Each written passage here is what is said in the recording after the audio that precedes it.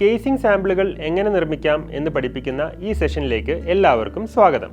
സെഷൻ്റെ അവസാനം നിങ്ങൾക്ക് draw string കൊണ്ടുള്ള കേസിംഗ് തയ്യാറാക്കാൻ, ഇലാസ്റ്റിക് കൊണ്ടുള്ള കേസിംഗ് തയ്യാറാക്കാൻ, കേസിംഗ് ആൻഡ് ഹെഡിംഗ് എന്നിവ തയ്യാറാക്കാൻ പ്രാപ്തരാകും. Tools and equipments required: lock stitch sewing machine ഒരെണ്ണം, അയൺ ബോക്സ് ഒരെണ്ണം, ഹാൻഡ് നീഡിൽ ഒരെണ്ണം, സിസേഴ്സ് ഒരെണ്ണം, dress makers pin 1 box, long cloth or poplin 1 metre, sewing thread ഒരെണ്ണം. Prepare casing with draw string. Draw string ഉപയോഗിച്ച് casing prepare ചെയ്യാനുള്ള steps താഴെ കൊടുത്തിരിക്കുന്നു. Fitting line mark ചെയ്യുക. ഡ്രോ സ്ട്രിങ്ങിനായി 2 ഹോൾസ് മാർക്ക് ചെയ്ത് കട്ട് ചെയ്യുക. ബ്ലാങ്കറ്റ് അല്ലെങ്കിൽ ബട്ടൺ ഹോൾ സ്റ്റിച്ച് ചെയ്ത് ഹോൾസ് ഫിനിഷ് ചെയ്യണം.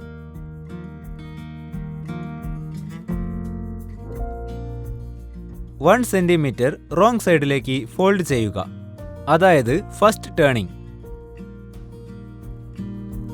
സെക്കൻഡ് ടേണിംഗ് ചെയ്യാൻ വേണ്ടി ഫിറ്റിംഗ് ലൈനോട് ചേർന്ന് ഫോൾഡ് ചെയ്യുക. പിൻ, ടാക്ക്, പിന്നെ പ്രസ്. കേസിംഗിന്റെ lower and upper edges machine stitch ചെയ്യുക. ശേഷം ടാക്കിംഗ് റിമൂവ് ചെയ്യുക. ഒരു ഹോളിൽ നിന്നും ഡ്രോ സ്ട്രിംഗ് ഇൻസേർട്ട് ചെയ്യുക. കേസിംഗിനകത്തേക്ക് പുഷ് ചെയ്തിട്ട് അത് മറ്റൊരു ഹോളിലൂടെ പുറത്തേക്ക് വലിക്കുക. കേസിംഗ് വിത്ത് എലാസ്റ്റിക്. കേസിംഗ് വിത്ത് എലാസ്റ്റിക് എന്നാൽ ഫോൾഡ് ഡൗൺ കേസിംഗിന്റെ ഒരു ടൈപ്പ് ആണെന്ന് നമുക്ക് പറയാം. കേസിംഗ് എന്ന് വെച്ചാൽ എലാസ്റ്റിക്കിനെ ഹോൾഡ് ചെയ്യുന്ന ഒരു ഹോളോ ചാനലാണ്. ഈ തരത്തിലുള്ള കേസിംഗുകൾ നമ്മൾ സാധാരണയായി ബേബി ഗാർമെന്റ്സിലും പാൻസിലുമൊക്കെയാണ് യൂസ് ചെയ്യാറ്.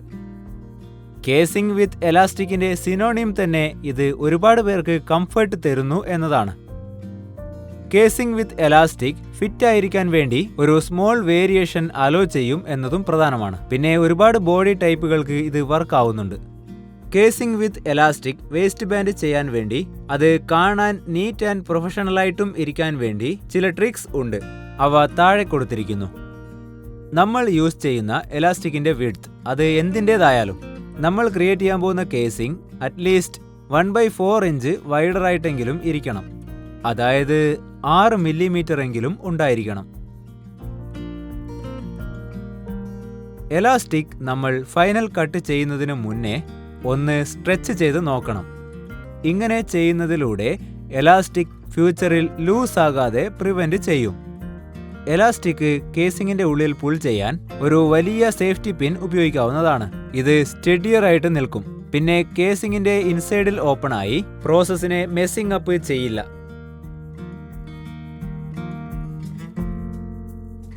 സൈഡ് സീംസിൽ എല്ലാ ലെയേഴ്സിലൂടെയും സ്റ്റിച്ചിങ് ചെയ്ത് എലാസ്റ്റിക് സെക്യൂർ ആയിട്ട് നിർത്തുക.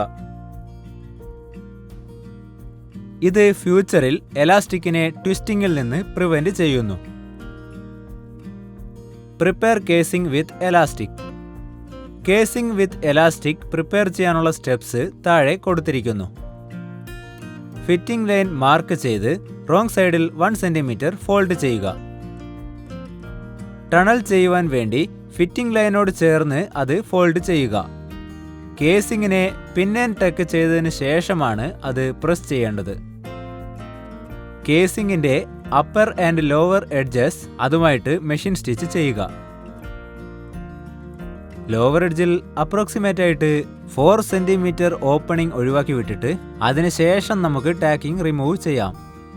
എലാസ്റ്റിക്കിന്റെ ഒരു എൻഡിൽ സേഫ്റ്റി പിൻ അറ്റാച്ച് ചെയ്ത് വെക്കണം. ഗാർമെന്റിന്റെ എലാസ്റ്റിക് മറ്റൊരു ഭാഗത്ത് പിൻ ചെയ്ത് വെക്കണം. കേസിംഗിലൂടെ എലാസ്റ്റിക്കിനെ സേഫ്റ്റി പിൻ ഉപയോഗിച്ച് പുഷ് ചെയ്യണം. ശേഷം സേഫ്റ്റി പിൻ റിമൂവ് ചെയ്യുക.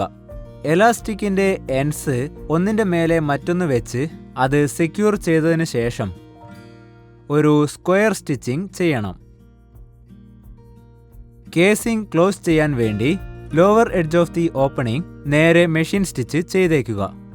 കേസിംഗിൽ ഗേദേഴ്സ് നല്ല ഈവൺ ആയിട്ട് സ്പ്രെഡ് ചെയ്യുക. Casing with heading. Casing with heading എന്ന് വെച്ചാൽ ഒരു ചാനൽ പോലെയാണ്. അതിൽ ഒരു കോർഡ് ഓഫ് എലാസ്റ്റിക് റൺ ചെയ്യാൻ സാധിക്കും. അതിൻ്റെ അവസാനം ഒരു ബുള്ളറ്റിൻ റഫിളും കയ്യിൽ ഉണ്ടാവും. ഇത് വളരെ സൂപ്പർ ഹാൻഡിയാണ്. പിന്നെ പാറ്റേണിൽ ചെറിയ മാനിപ്പുലേഷൻസ് ചെയ്ത് ഇത് ഏതൊരു പാറ്റേണിലും നമുക്ക് ആഡ് ചെയ്യാം. Casing with heading any types of കേസിംഗിൽ ഫ്രീ എഡ്ജ് ഉണ്ടായിരുന്നെങ്കിൽ ഇത് നമുക്ക് ഫോം ചെയ്യാമായിരുന്നു. ഇത് ചെയ്യാൻ ആദ്യം നമ്മൾ ടണൽ ക്രിയേറ്റ് ചെയ്യേണ്ടതുണ്ട്. പിന്നെ കേസിംഗിന്റെ ഡിസൈർഡ് ഡെപ്ത് വെച്ച് രണ്ടാമത്തെ റോ നമ്മൾ സ്റ്റിച്ച് ചെയ്യണം. കേസിംഗ് ഡ്രോണപ്പ് ചെയ്തതിന് ശേഷം ഇത് ഹെഡിങ്ങിനെ ഓട്ടോമാറ്റിക്കായിട്ട് ഗേദറപ്പ് ചെയ്യും. Prepare casing and heading. റോഡിൽ നല്ല ലൂസായിട്ടുള്ള സ്ഥലത്ത് കർട്ടൻ ഫാബ്രിക് സ്ട്രിപ്പ് പിൻ ചെയ്ത് കേസിംഗിന്റെ ഡെപ്ത് ഡിറ്റർമൈൻ ചെയ്യുക. റോപ്പ് റിമൂവ് ചെയ്തതിന് ശേഷം സ്ട്രിപ്പിന്റെ ടോപ്പിൽ നിന്നും പിൻ വരെയുള്ള ഡിസ്റ്റൻസ് മെഷർ ചെയ്യണം. താഴെ ടേൺ ചെയ്യാൻ വേണ്ടി 1/2 ഇഞ്ചസ് ആഡ് ചെയ്യുക. അതായത് 1.3 സെന്റിമീറ്ററിന് ടേൺ ചെയ്യണം. കർട്ടൻ പാനലിന്റെ അപ്പർ കട്ട് എഡ്ജിൽ 1/2 ഇഞ്ചസ് പ്രസ് ചെയ്യുക. അതായത് എക്സാക്റ്റ് ആയിട്ട് 1.3 സെന്റിമീറ്റർ അളവിൽ. വീണ്ടും ഫോൾ ഡൗൺ ചെയ്ത് അത് പ്രസ് ചെയ്താൽ അത് ഹെം ആയിട്ട് ഫോം ആവും. ഇത് മെഷർ ചെയ്യുന്ന എമൗണ്ടിന് ഈക്വൽ ആയിരിക്കണം. ഫോൾഡഡ് ഹെം എഡ്ജിന് ക്ലോസ് ആയിട്ട് സ്റ്റിച്ച് ചെയ്താൽ കേസിംഗ് ഫോം ആവുന്നതാണ്. രണ്ട് എൻഡ്സും ബാക്ക് സ്റ്റിച്ചിങ് ചെയ്യണം. നമുക്ക് ആവശ്യം വരുന്ന ലെങ്തിനനുസരിച്ച് അപ്പർ എഡ്ജിൽ മറ്റൊരു സ്റ്റിച്ച് കൂടെ ചെയ്ത് ഫ്ലാറ്റ് ഓർ ഓവൽ കർട്ടൻ റോഡ്സിന് ഷാർപ്പായിട്ടുള്ള ക്രീസ് ക്രിയേറ്റ് ചെയ്യണം. How to sew a casing with a heading.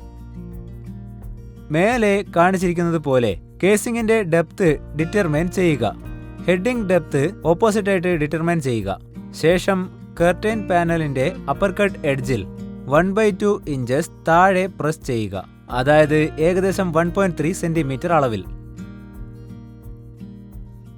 വീണ്ടും അത് പ്രസ് ചെയ്ത് ഫോൾഡ് ചെയ്താൽ ഹെം ഫോം ആവും. ഇത് കേസിംഗ് പ്ലസ് ഹെഡിംഗ് ഡെപ്തിന് ഈക്വൽ ആയിരിക്കണം.